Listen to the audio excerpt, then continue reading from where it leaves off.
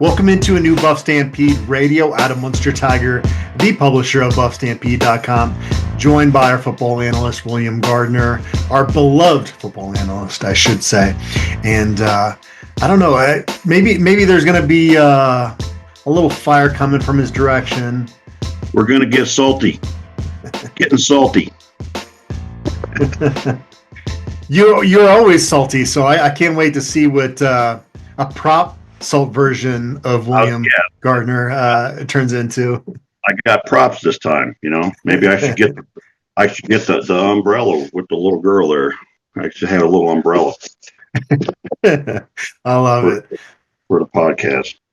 Well, let's start here. Yeah, go ahead. I don't want to cut off. Just saying that could be the signal for when we're really going to get after it. The umbrella. Well, I think we're going to get right into it off the bat here, William, because the latest news, and obviously we're going to spend a lot of time talking about Coach Prime's new contract for sure. That's going to be maybe talked about more than anything in this show. But we're going to lead off with the fact that the Football Oversight Committee recommended to the NCAA that we say that you should deny the waiver for Colorado and Syracuse to play in a spring game. It was not unexpected to me, because this has been kind of the history of the NCAA and Football Oversight Committee.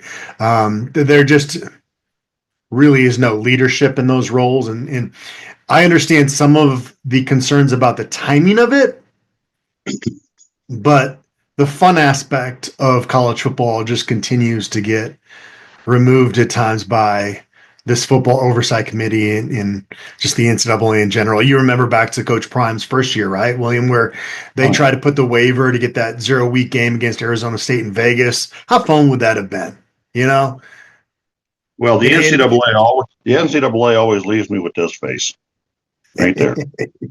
and these dumb sons of bitches can't get anything right. And if you're on the Football Oversight Committee, you're a bunch of has-beens and hacks and pieces of doo-doo, but it's just ridiculous. The lengths they go to kill this sport. It's like they want the damn sport to fail, because every time something cool comes along, they don't want to do it. And we all know the score. We all know if Alabama wanted to do it or Notre Dame wanted to do it, they'd be all on board with it. But, they're a bunch of, we'll just leave it at that. This decision is so stupid and so short-sighted. And I don't know, it just makes me mad. Every time you try to do something fun in this sport, and then some people say, oh, well, we belong to the NCAA, so let's do what they say. Yes, Massa, let's do what they say. If you're not mad about it, get the hell out of my face and don't talk to me. That's what I say. So it's just mind-boggling that anytime anybody comes up with a good idea for this sport, the NCAA shoots it down. That agency needs to die in the worst way. Yeah. And I would say I criticize this decision even more so than the fact that they just said that Syracuse and Colorado couldn't do it this year. They missed an opportunity, especially with a lot of these Power 4 programs deciding to cancel or extremely modify their spring game, to say, look, there's not enough time to put this in here for 2025 spring games, because some schools have already, gotten deeper into spring ball. But to have some language that would say, because they're changing rules all the time, especially the calendar is getting changed every year, to say going forward, it would have been such a huge jolt to college football to say going forward, these programs can, and now here are the rules, here are the guidelines. Maybe there's a regionality to it, which I think would be great, because we are losing some of that regionality in college football with the conferences realigning as much as they are. So to say, you can have one practice and a scrimmage against another FBS program that's within 100 miles of your program or something like that for next year, and kind of set that going into next year. I felt like would have been at least a decision you could have made, even if you're saying that this year there wasn't enough time to really plan for all of this. Well, I don't know. I mean, you don't have to plan for the damn thing. It's either they do one-time waivers for things all the time. They could have just said this is a good idea for a one-time waiver. It's quite frankly the most exciting idea in college football I've heard in years. This is a dying sport. Sorry to break it to you folks, but it's become a boring. It's all about the damn money, and it's all about the greed and who can get the most. And so now all of a sudden somebody wants to actually make it about football. Well, that's crazy talk. We can't have that. Shut that down. And then that talking some garbage about competitive advantage or whatever. Well, if other schools don't want to do it, they can. If they can do it, they don't want to do it. Half of them aren't going to have a damn spring game. So how are you talking to me about competitive advantage or any garbage like that? I don't know. It's just a bad decision all the way around, but it's par for the course for the NCAA because they can't do anything right. And yeah, I think in 20 years the NCAA will not exist. It certainly won't the way that it does right now, but it is hard to know exactly how this is all going to shake out going forward. But I couldn't agree with you more. I mean, remember boxing used to be must listen to on the radio, then must viewing on television for a long time, and corruption and greed got their hands into boxing, and maybe it was always there, but like it was with the NCAA, but it finally got to the point where people got fed up with it. And I don't know if college football is ever going to get to that point because it is such a beautiful sport when they kick that football off and everybody forgets about it for 3.5 hours, which is a good thing for our mental sanity. But then, yeah, you get in these off season with some of these decisions, and it just like you go back to the Tyler Brown not being able to play his first year in Boulder, and it's like, who made that decision? You're just trying to piss me off now. Get that salt, and just start spraying it all over that room. But yeah, I'd forgotten about that one. Jesus, I'm sorry, I didn't mean to cut you off. Go ahead. No, you're good. No, how much salt you got in that room with you right now? I got two of them here. We're gonna get salty. We got the kosher salt. Well, I hope you got some blood pressure meds with that. Yeah, I'm a calm, mild-mannered, I'm a calm, mild-mannered newspaper guy, man. I got to go into a phone booth to turn into, Hoodie William or something. Yeah, it's unfortunate. It will still be hopefully a really fun Saturday at Folsom Field for the spring game. Yeah. There will be kind of this lingering what if, right, feeling about that day. And you think about it, I mean, this football's always been that sport where you get 16 damn days, and you bust your hump the rest of the year. And for all of us, we just, we focus on the goofy stuff because what the hell else is there most of the year? You get at best you get 16 days a year of actual football games, and the idea to add one more, it's not even a full-fledged game, it's just exciting, man.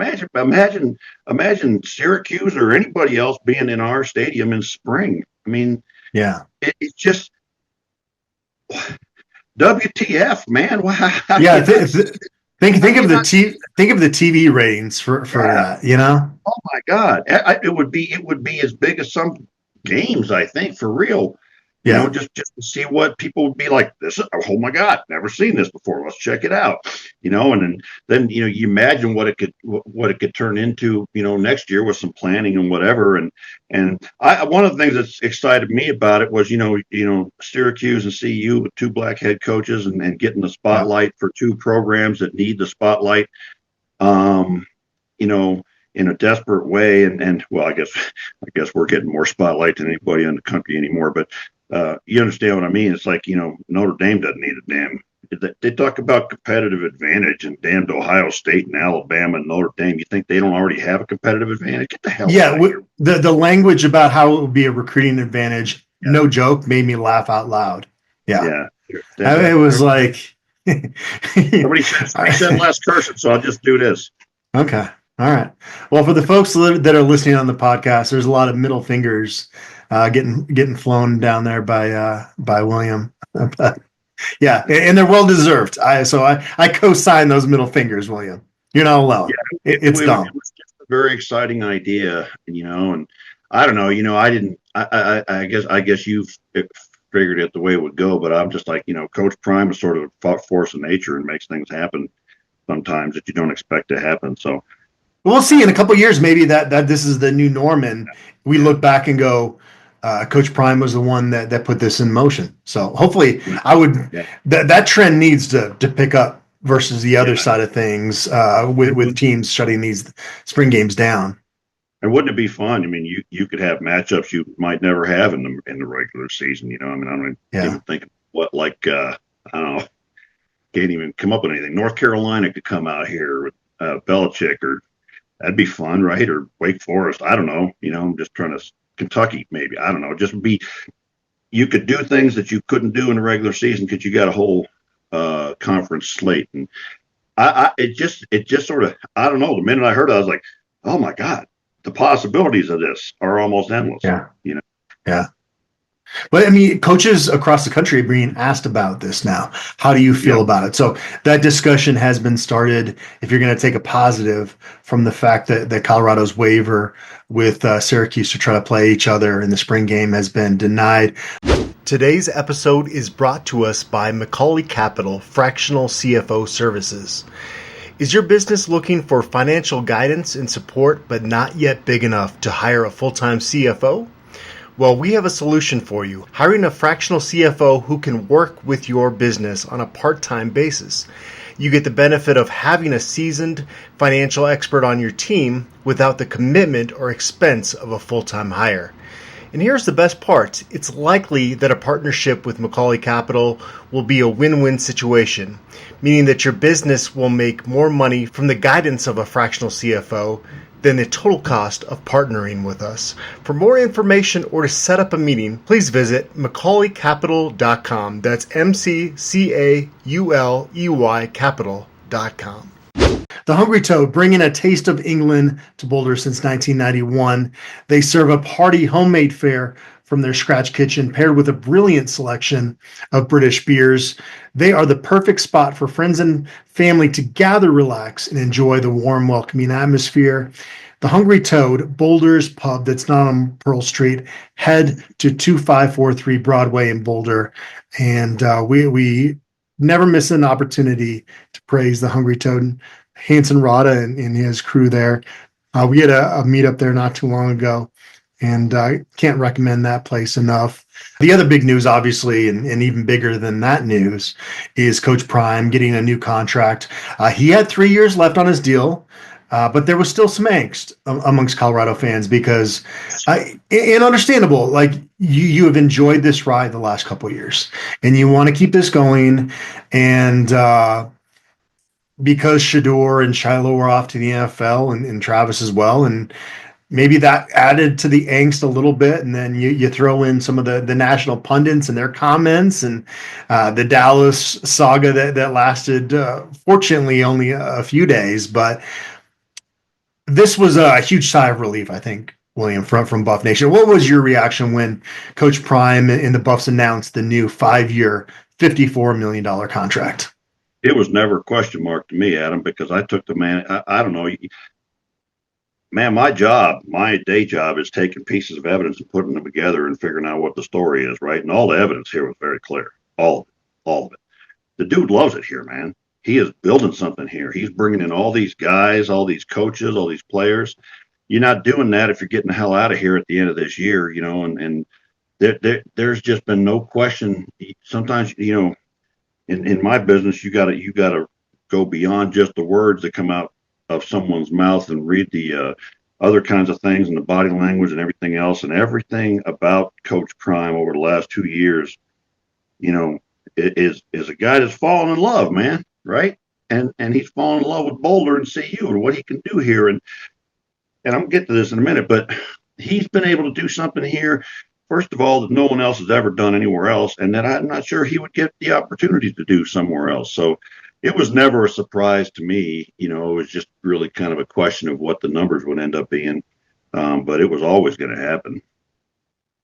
Yeah, and you also got to throw Todd Solomon, Justin Schwartz, Rick George, the Regents into this. Like I talked about this with Brian, but just everybody's rowing in the same direction, which is great. Right. There's so many aspects to this. We could go on for 2 hours on this because there's so many different, and I got two of them that I specifically want to go down the road of, but there's so many aspects to this. It shows again the support that the administration has. And here's what I think is like, they made the initial commitment to Coach Prime, and it was a bit of a, you got to be honest, it was a little bit of a leap of faith because he hadn't really had high level coaching experience at this level. But they've seen in the last 2 years what an exciting football program does for a university, right, and for a town. And they've seen what Coach Prime does for Colorado and our all of the entire academic mission and everything, and what he's done for Boulder, Colorado, and the attention that he's brought here. And you got to keep that, man. And I think they, you can have all the studies you want showing that a top football program boosts the academic stature of a university, but to see something firsthand makes it real, And once you've got something, it's like, once you've got that big house, you gotta keep up, make the maintenance and keep it around, So I think seeing the tangible aspects of what Coach Prime brings to CU and Boulder over the last 2 years, and we ain't scratched the surface yet, man. I don't think we ain't scratched the surface. Getting to the playoffs a couple of times with this coach, and watch the recruiting classes and everything else, and watch when we're, perennially top 5 team. It's going to totally it's so much more yet to come, frankly, and it's worth every dime. I don't know. Well, it's good that this contract, I think, more than anything, throws a wrench in other schools that want a negative recruit against Colorado, right? Right. And all that junk has got to end. They'll find something else, but probably. Yeah. Yeah. Right. And just like on our board, people find something else to have angst about, there's never going to be an end to the, oh my God, this guy is fallen types. But, I think that Coach Prime has probably already been using this on the recruiting trail and to hire. You think Marshall Falk comes in here without knowing this is coming? These guys aren't just signing on with a hope and a prayer and a handshake. They knew it was coming. And I think this really takes a huge thing away. Well, two things are gone now. First they can't say anymore, well, you can't win there. Okay. And, after a 4-win first season, they were probably saying, see, the guy can't coach. He's no good. You can't win there. You don't want to go there because you're not going to win. Now with a 9-win season, they can't say that. And then it was like, well, he's leaving. They're going to go coach the Cowboys or coach his kid in the pros or whatever. And now you can't say that either, right? And now, with the whispers that and the rumors that our NIL is getting up to par with other places, there really isn't anything to be said. I mean, I think he's going to pour gasoline on this thing, and it's going to become a out of control bonfire. So, yeah, it just has so many different aspects to it, and I don't know. You know anybody that owns some acreage that we can get Coach Prime? Listen, man, when you got money, you'll find what you need. You don't got to search for it. I'm trying to think of what the best place for him. He looked at that one house with his sons that had, the misleading title that made everybody think that they had bought him a house down in Golden. That's a wonderful area. 93 is one of the most beautiful drives on the Front Range, but it's far away. If it's windy, that road is not fun to be on. But look at where I live, man. How the hell do I know anybody got a place like that? Well, I was just joking because Coach Prime said that he needs his acreage now, and he's been in like Longmont, kind of bordering on Berthoud. You can do better than that, I think. It's just tough because there is not a ton of like just massive properties right along the Front Range because obviously a lot of people want to live there. Well, you got to get kind of down by, down south of Denver, down south of up against the Front Range, up against the mountains on those roads south of Castle Rock and whatever. But that's a little far away to be commuting. Although if you're going on a helicopter, whatever. But I don't know. That's the least of my problems. I don't have concerns over whether rich people find places to live. They're going to be just fine. Do celebrities still use? This is a very dark topic, and I apologize for any big Kobe fans out there, but like you don't hear about celebrities in the helicopters as much ever since Kobe Bryant died. Do you? I don't know. It's something like this. It's a weird offshoot. I probably shouldn't even have brought that up, but I just, back in the day, that was a thing though. A lot of celebrities would be able to kind of live out in the boondocks, but be able to get into work quickly that way. So I don't know if that's still the case. With the hours they put in as coaches, some parts of the year, it's got to be relatively close. But he'll be fine with that. I think getting back to the topic at hand, the other sort of quasi controversy was Coach Prime worth this amount? And it puts him inside the top 10 highest paid coaches. And my question is, how is he not? And I went and did a little research and looked up the top 10 coaches, and just to throw them out there real quick: Brian Kelly at LSU, Belichick at North Carolina, tied with Coach Prime at $10 million, and then Kalen DeBoer at Alabama, Lincoln Riley at USC, Sarkisian at Texas, Dan Lanning at Oregon, Dabo Swinney at Clemson, Ryan Day at Ohio State. Two obvious things jump out to me. But the first thing is, not one of those clowns. Not one of those clowns. Let me say. You just kind of call those guys all clowns. Not yet. So let me finish my thought. Not one of these clowns. Okay. Not one of these clowns has ever done anything close to what Coach Prime did in the last 2 years. Every single one of these clowns got handed a Lamborghini, and in the case of Sweet Dan, he got handed a Formula One race car, for Christ's sakes. Okay. And all they had to do was keep the damn thing running. Coach Prime got handed a Model T with no wheels on it, man. And that's probably being too kind. He got handed a piece of garbage, and in 2 years had us at 9 wins. So don't even talk to me about these other jackasses. Don't even talk to me about these other clowns, because not one of them has done what he's done. Okay. And quite frankly, every single one of them is at one of those so-called blue blood schools, and there's no way that Coach Prime or any other black coach is getting that job. The only way for him to get up in the top 10 was to take a place like Colorado and build it. So,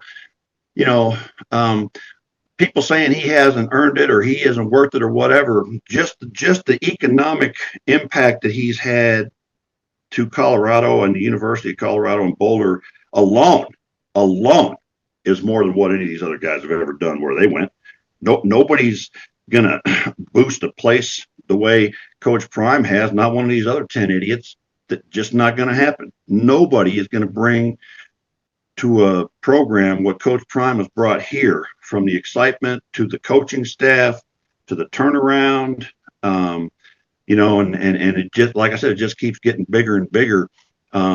Frankly, he ought to get paid more than all these idiots. And when he wins a national championship, I bet he wins a national championship before that jackwagon up in Oregon. So, I think he absolutely belongs in the top 10, even if he hasn't won a national championship. Not everybody I just read off there has won a national championship. So, I think he absolutely belongs in that group. And I think really we kind of have, you hesitate to even imagine what would happen to us if he left, frankly. Well, you said you were going to be salty today. You've definitely lived up to that, and I think that there are not many people on this planet, maybe 1, 2, 3, that could have done what Coach Prime did coming into Boulder to this point. There are incentives in his contract, which if they reach some of those goals, he's got to make more than that, 10.1 million average over. Or I think it's 10 million to start, and then it increases from there. So a lot of money coming his way, well deserved. It is tricky with the financial component of it, William. That you talk about these figures of what it does for the economy, for Boulder. I mean, right. Sundance Film Festival is now coming to Boulder, and oh my God, yeah, it's hard to know everything that went into that decision, but eyes have been on Boulder for a couple of years now, and now it's coming to Boulder. Okay. Right. And it's just going to get bigger. And look, all respect to all those coaches, except for the one, we all know which one that is. But, I don't know, they say pay their dues. Dabo Swinney didn't pay any damn dues. He coached at 2 places, Alabama and Clemson, man. That ain't paying dues. That's just knowing the right people. But at the end of the day, not one of those other top 10 paid coaches could come in and bring the excitement. Not one of those other guys is bringing both frickin' Saturday morning football shows to Boulder in year one. Not one. Not one of those other 10 guys is going to bring just a level of excitement and charisma to the program going to bring a staff like Coach Prime has brought in here, and maybe Nick Saban, but he wouldn't have taken the job, obviously. Right. Because he's getting out and moving, but he's not in that list, is he? He's not in that list anymore. Yeah, he's done with it. Yeah, but he's a legend, and so you have to compare Coach Prime to the guys that are out there now, and I don't think it's right that athletes and actors and coaches ought to make that kind of money compared to nurses and firemen and whatever. Anyway, but that's the way it is, and so let's compare them to each other. And what Deion Sanders has done in Colorado, I think sometimes you got to step back, man, and just say it's miraculous. It's miraculous because people have forgotten just how bad it was at the end of the season 2 years ago. I'll never forget how bad it was at the end of 2 seasons ago. God. I will never, ever, ever forget that. Yeah, we were the worst football team in the country, and it was not close to number 2. The end of the first half of the Washington game, if you're a newer Colorado fan and you just want to put earmuffs on your kids right now, the shit show that CU watch the end of that, like the last 5-7 minutes of that first half of Colorado's game against Washington. I think it was their second to last game that year. I mean, it was like a comedy of errors almost. And I felt, a lot was made of Coach Prime overturning the entire roster. But you know what? I felt bad for those kids in a way because not because they got out, but because that's what happened. You put those kids who don't belong at this level against teams like that, and they get brutalized, right? That ain't fair. That ain't right. Yeah. You need to be so many good kids in that first meeting that Coach Prime took over, and you felt bad for them as human beings, but like as a football analyst, I'm going, this is exactly what needed to happen here. But I also don't feel too bad for them because they're still going to go somewhere else and play football. Hell, I had to go in the dang military, and so life works itself out. Nobody has an absolute right to be on a scholarship at Colorado or any other place. And you know what? Things happen in life, and you got to roll with it. And there's just no way around it. You learn a lesson early, and it's probably a better thing. But to have those guys here getting bashed around by guys that are just, at the end of the day, it was fine for an idiot walk-on like me to go out there and get his brains beat in. That's because I was too stupid not to do anything else, But to tell a kid, hey, you're good enough to play at this level when he's not, that ain't right. Yeah. Yeah, no, I agree. All right. What else should we talk about? Buffaloes are getting back into spring practices on Tuesday. Oh, this is another topic we got to touch base on because you were about the artificial surface that's going in at Folsom Field. You played with the Buffs when they had the old AstroTurf. Was not very aesthetically pleasing, but I think the new field turf looks pretty good. What do you think about weren't you on AstroTurf? Am I off? Had they not put that in quite yet? Because they did in the Look at you, man. You're asking me. Ask me what I had for breakfast yesterday. I don't remember that either. You asked me to go back 40 years and remember what. I don't know what year they changed that, to be honest, or what they. Well, if you watch the Gospel According to Mac. Yeah. You see the artificial surface. It looks like a carpet out there. Versus like the artificial turf now that looks a little bit more like grass. Well, the stuff then was like, because we had it on my high school. We were the first high school in Colorado at Littleton to have it. And it's like, my God, it's like playing on extra coarse sandpaper, really. And it had a little layer of foam underneath it. And below it was asphalt. It was like playing on a sidewalk, really. Yeah. But the new turf, I've coached. I coached for quite a few years on the new turf, where they every year it's like fibers, and then they fill it with these little tiny rubber beads, and every year they suck them out and put them back in, so it doesn't get all compacted like dirt. It's even better than dirt, frankly, I think, because it doesn't get it gets compacted, but then every year they suck it back up and they put it back out, right? So I think it's a lot better. I don't know what the numbers say about injuries on the new stuff versus grass, but I got to feel like this is better surface from all perspectives than that beat up grass by the middle of the season, you know? Yeah, that's my biggest thing. And I know the vast majority of Colorado fans really hate this decision because they see it as this money grab for the concerts. But I look at also like just how poor Folsom Field has looked at times when the weather starts getting bad. And I mean, you're not in the South where you can have grass looking really nice in November. It just is not feasible. And look how often in CU games, you know, even, you know, maybe the first game or two, it's okay. But then after that, you get chunks of dirt ripped up and you got holes in the grass. And I don't know. I just think no brainer that the crown of the surface is all dirt. And I don't know. Yeah. I don't know. There have been times at that field too. Like, I mean, it is a real surface, so you get a lot of wear and tear on it.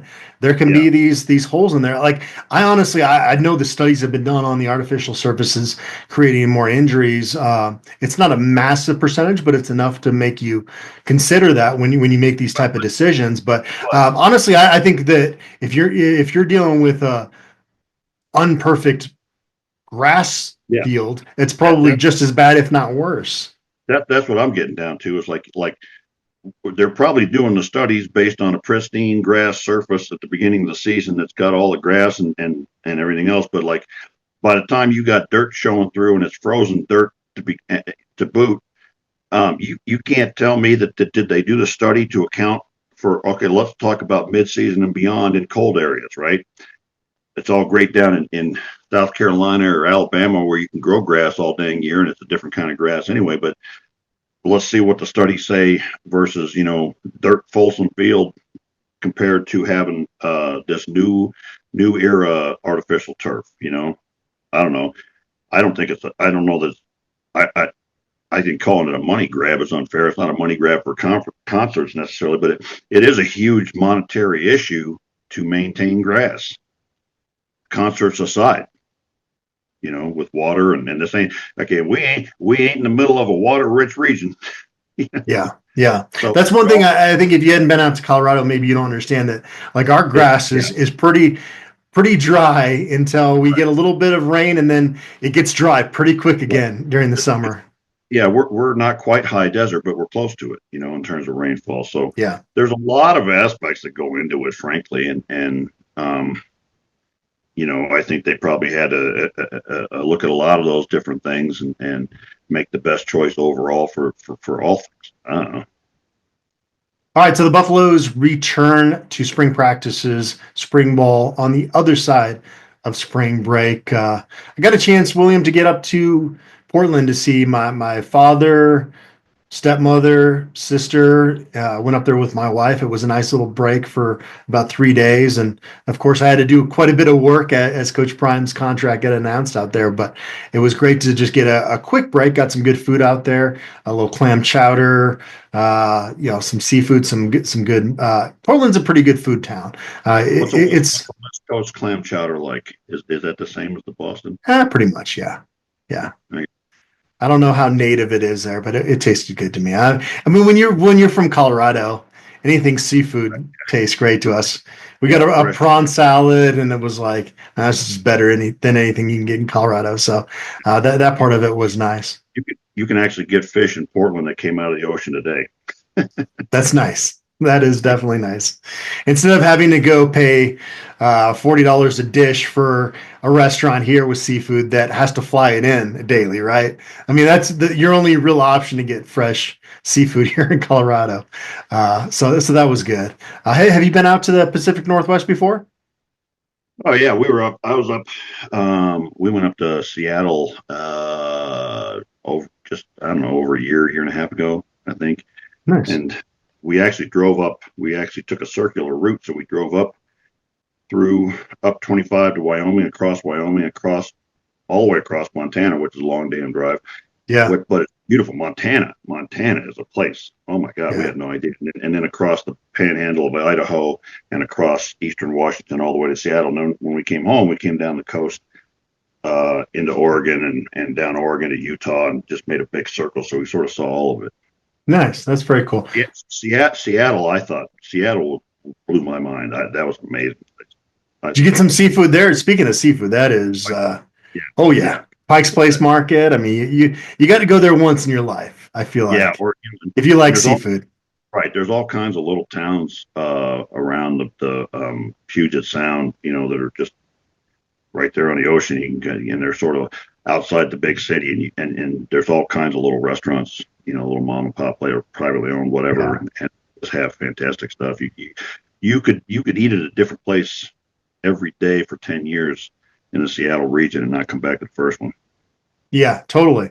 I love that about the Pacific Northwest is that it's not especially when you're in the city proper, like it's not the chains.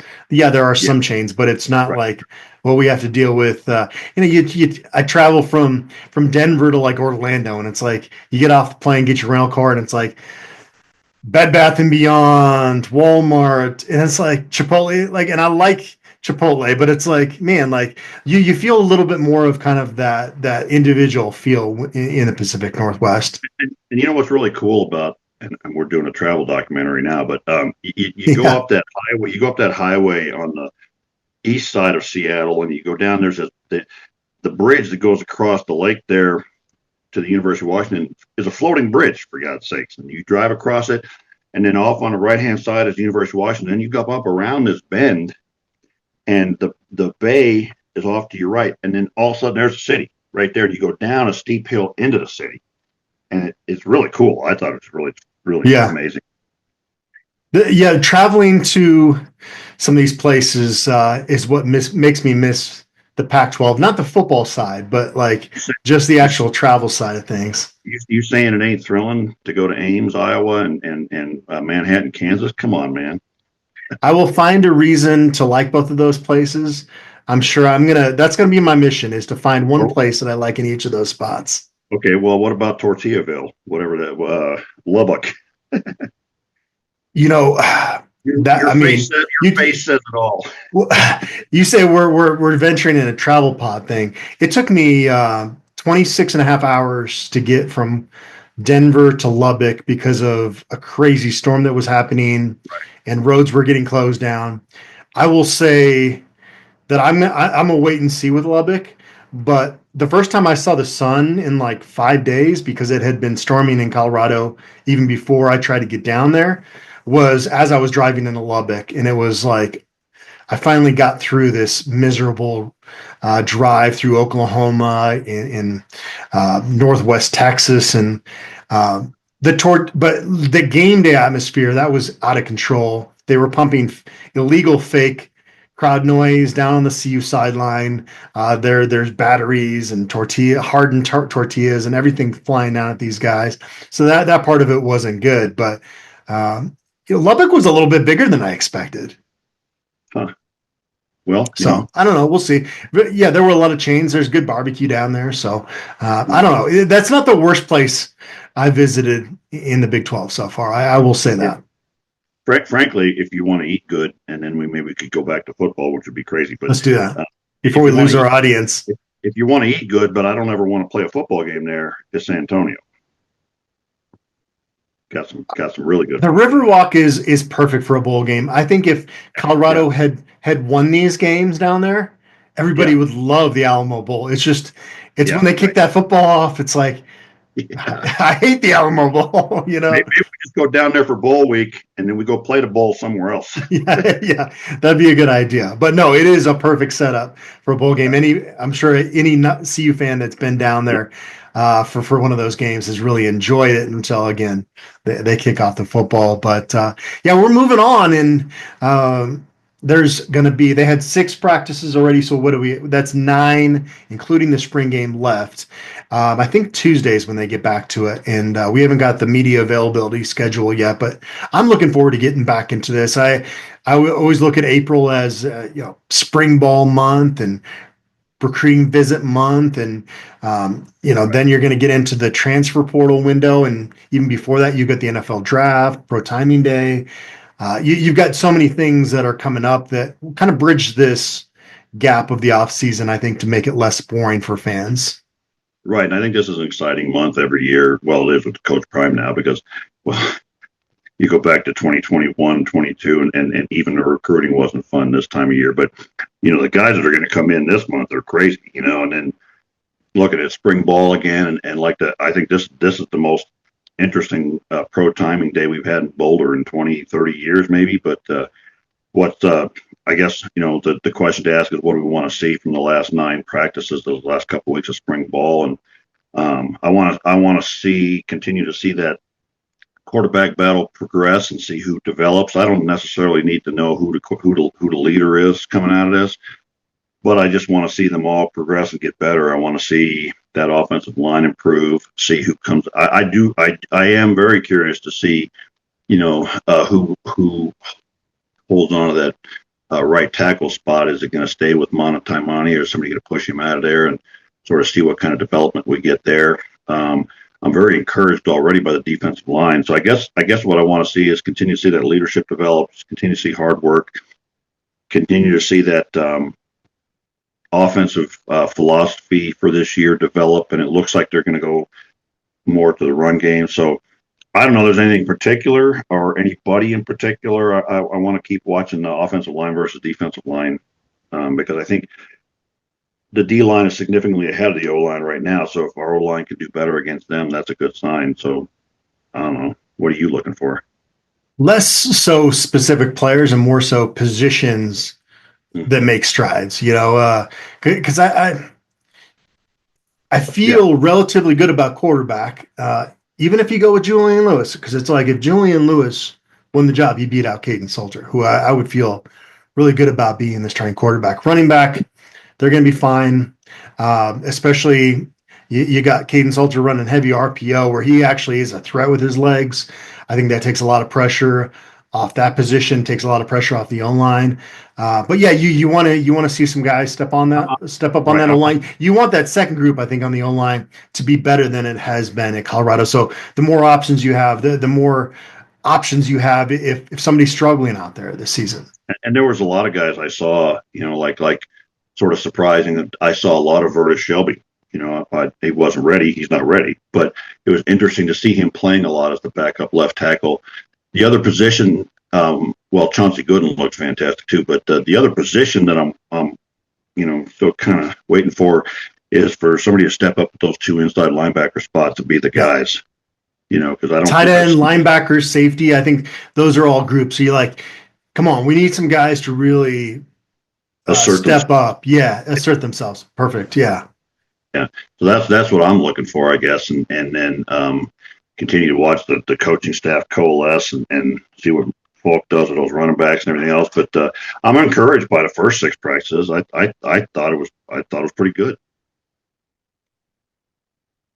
I'm anxious to see what Isaiah Harch does in the spring game too. I know that's a setting for a guy like that can do a lot of different things. So you can get really creative with it, I feel like. Well, and the last 2 years in the spring game, they've had some surprises as far as like wasn't he the one that played running back last year? Yeah. Yeah. So we've had some surprise guys doing different things, and so I think that's a game where you can have some fun with it and have some guys doing some different things.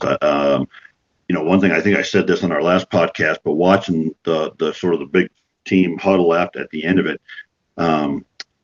2 guys that just really jumped out at me as looking like players is Zach Atkins and Corbin Lazier at tight end. Those 2 kids are freaking huge. Can they play worth a damn? We'll see, I guess. But that's a whole other breed of tight end, just looking at them, than what we hear in a while. Yeah, I thought Savell Smalls made Corbin Lazier look like tiny. And he's bigger, obviously. Smalls. He's an upperclassman in college, and Corbin Lazier's an early enrollee. But you're like, okay, I see what Brett Bartoloni saw from a physical standpoint with Corbin Lazier. And the cool thing about Corbin Lazier is that he played in this like spread offense, and he decided as a senior to transfer to a different school to actually get experience as more of a blocker. So he kind of had both of those backgrounds coming into college, which is kind of rare. Usually, a tight end has kind of had a certain role in high school, and then you've got to teach them the other side of what it is to be a multi-dimensional tight end at this level. Corbin Lazier kind of got that experience. I don't think he's going to be a big part of this team this year, aside from maybe getting in on special teams if he does. But you look at him and go, okay, I see why they signed him. Yeah, and I think Savell Smalls looks a lot better this year too. I mean, he looks like he's 260 at this point. He's a lot shorter than Corbin Leisure or Zach Atkins, but he's looked pretty good so far this spring as well. And I think everybody's just improving. I don't know, the guys I was looking at before the spring, Addy is showing me some things, and Cash Cleveland, I think, has got a firm hold on that center spot, but maybe Zarian McGill comes along now that he's got more familiarity with the offense. We'll see, but it's going to continue to be competition there. I thought I was not surprised, but it was interesting to see a lot of playing time for Zach Owens at two different positions, right tackle and left guard. So that'll be interesting to watch too. Yeah. Well, anything else you want to talk about before we get back into these spring practices? What else what you got on your mind with your salt hanging out there behind the monitor? Well, I think we worked out I think I don't have to go to therapy this week. I think we got That's good. But That's good. I'll put you on the spot with a way too early season prediction. How you feeling? What do you think? Ooh, way too early. Like, we're talking record right now? Yeah, not individual games or anything. Oh, man, way too early. Record position. It is way too early. I had a similar feeling going into spring ball this year that I did a year ago, thinking that the floor was a bowl game and the ceiling was competing for a Big 12 conference championship. I feel the same way this year.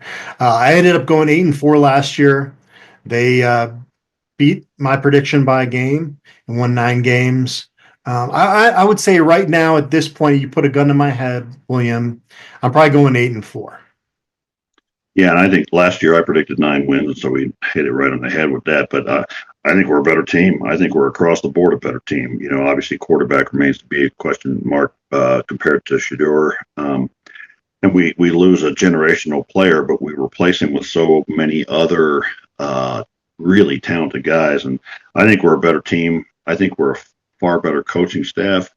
And it really kind of all comes down to Shermer to me, frankly. And so I'm still saying 9 or 10 wins. I think we're there. I think we're going to reload each year. And I don't think this is the year where we step to that next level of 11 or 12, or maybe it's playoffs. I don't know. It's easy enough to get there in our conference, I guess. But I would say 9 or 10. And it's going to be, again, a case of the national people predicting that Colorado can't even get to a bowl game because Shedeur and Travis are off to the NFL. And it's, in many cases, most cases, pretty lazy reporting. And it just that's part of the thing that I don't think the average sports fan realizes, that a lot of these pundits that are talking heads on TV, like, they're stretched so thin. They know very, very, very little about Colorado football. And if you put any stock into like what they're saying about the Buffs, it's like such a waste of time. But and I get where people say, well, how do you go on without a quarterback like Shedeur and a talent like Travis Hunter? But that's what good teams do every single year. Top 10 teams lose guys to the first round of the draft every single year, and you replace them and you move on. Right? That's just how the game is meant to work. And that's why Deion Sanders got a 5-year, $54 million contract, because he attracts the talent of Boulder to replace guys like that. Right. Are they going to be? And everybody in the program says, no, we are not replacing Travis Hunter. You can't. Right. But it's going to be a more balanced team this year. Right. And I think that raises the question to me with maybe I should have brought this up talking about the contract, but with that contract signed, doesn't that open the door for the spring portal to just be huge? I mean, especially multi-year guys. Again, I think I told Brian this, but like the 1-year guys, they're focused on, okay, Coach Prime is there. He can maximize me for this year. They're not really thinking about his future in Boulder. But those guys, and this is where Jordan Seaton and Julian Lewis and even guys like Colton Hood, speaking of the transfer portal, guys that transferred in with a lot of years that had faith that Coach Prime was going to be here, that you feel good for those guys that they have been validated with that decision. Yeah, and I think that I have to believe that there were conversations between those kids and Coach Prime where they were told everything's going to be okay, and then you have to decide whether you believe them or not, I guess. But there's nothing. I have not ever seen anything about Deion Sanders that says to me he is anything but a very sincere person. So going back to your prediction, you said 9 or 10 wins again? Yeah. The other point about that too is that our conference is so unpredictable, man. You know, you look at last year and how they had them ranked at the beginning of the season versus what happened, and so almost anything can happen in our conference. And there isn't any one team in the conference that is that much superior to everybody else. You know, it's not like there's an Oregon or a Washington or USC. Probably BYU is the best team in the conference right now, and who knows what will happen this year with all those other teams. But I think our team is better than last year, and that's where I'm going with. Yeah. We've seen a lot of really challenging schedules put in front of us this time of year with Colorado, and go, even if you're optimistic, you'll go, okay, maybe that's a loss. But I don't even see that on the schedule this year. Like it's going to be there's not going to be any guys you just beat up on either easily. Even Wyoming, they're going to be a scrappy bunch. Like, so there's going to be a lot of challenging games, but this is not one of those schedules you look at and go, this is daunting. I mean, this is a schedule that Colorado could, if the pieces come together, be in that Big 12 championship game.